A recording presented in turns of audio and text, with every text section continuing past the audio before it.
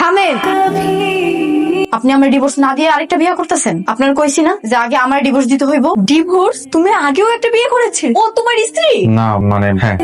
আপনি বিয়ে করেন, আমার কোনো আপত্তি নাই, একটা না 10টা করেন, কিন্তু আগে আমার ডিভোর্স চাই। এইসব নিয়ে তোমার সাথে পরে কথা হবে, এখন তুমি যাও। তুমি আর একটা বিয়ে করেছিলে, সেটা আমাকে আগে কেন বলনি? এরকম গরিব মেয়েকে দেখে তো মনে হচ্ছে বস্তিতে থাকে। আমি বস্তিতে থাকি, আমি জানি যে ওনার বউ হওয়ার কোনো যোগ্যতা আমার নাই, আর এর জন্যই আমি ডিভোর্স নিতে আইছি। রাইসা, তোমার সাথে আমার ডিভোর্স হয়ে যাবে। আমি উকিলের সাথে কথা বলেছি, সময় মতো তুমি ডিভোর্স পেপার পেয়ে যাবা। ওর সঙ্গে এত কথা কি? ওকে এখানে কি কাজ? আমি এখনো আপনার ছেলের বউ, আগে আমার ডিভোর্স দিতে কর, তারপর যার সাথে মনে চায় তার সাথে বিয়ে দিন। কিসের ডিভোর্স? ফকিন্নির বাচ্চা ফালতু কথা করে। কোথায় কোন কথা কিভাবে বলতে হয় জানো না তো? আমাদের একটা পারিবারিক অনুষ্ঠান, এখানে এসে তুমি ঝামেলা করছো। ও তোমাকে টাকা দিতে চেয়েছিল না, টাকা নাওনি কেন? আর কিছু বলেন, অনেক বলে ফেলেছি মেয়েটাকে।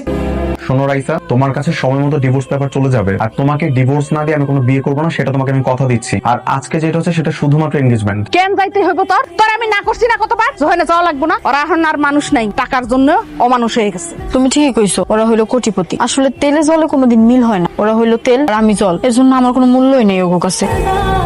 আমি আমার সাথে উকিল নিয়ে এসেছি, উনি আমাদের ডিভোর্সের সব পেপার রেডি করবেন। ডিভোর্স দিয়ে দেন। আর কতদিন ঝুলাই রাখবেন এমনি?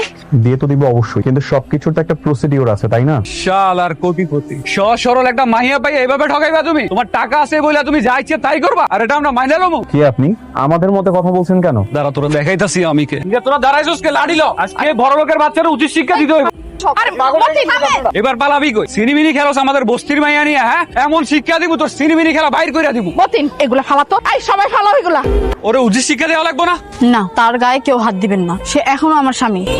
আমি থাকতে তার কেউ কিছু করতে পারবেন না। সে তো তোরে ঘরে নিব না, আর এগুলো আমরা মাইনা লমু? সে তোরে বিয়া করছে আবার ছাইরা দিব, এটা কি মগের মুলুক নাকি? হ্যাঁ, আমার ছাড়বো না, আমি নিজেই হারে ছাইরা দিব। আমি হার মতো মানুষের সাথে কোনো দিন সংসার করবো না। আমি গরিব হইতে পারি, কিন্তু ছোট লোক না। গালে গালে ওই ফকিরনির বাচ্চার এত বড় সাহস, এঙ্গেজমেন্টের অনুষ্ঠানে এসে ঝামেলা করলো, আবার উকিলকে দৌড়ানি দেয়। কথায় কথায় কথায় কথায় এত ফকিন্নির বাচ্চা বলো কেন?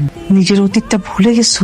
একটু ভদ্রভাবে মানুষের সাথে কথা বলা শেখো, জাস্ট একটু ভদ্রভাবে প্লিজ। বাবা, তুমি খামোখা এত টেনশন নিও না। বিয়ের তারিখ আসার আগে আমি ডিভোর্সের সব কাজ শেষ করে ফেলবো।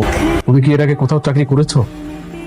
না স্যার, এটাই প্রথম। আচ্ছা শোনো, আমাদের এখানে যেসব কাস্টমার খেতে আসে ওরা কিন্তু আমাদের মেহমান। মেহমানদের সাথে যত সুন্দর করে কথা বলতে পারবে তত বেশি তোমার লাভ হবে।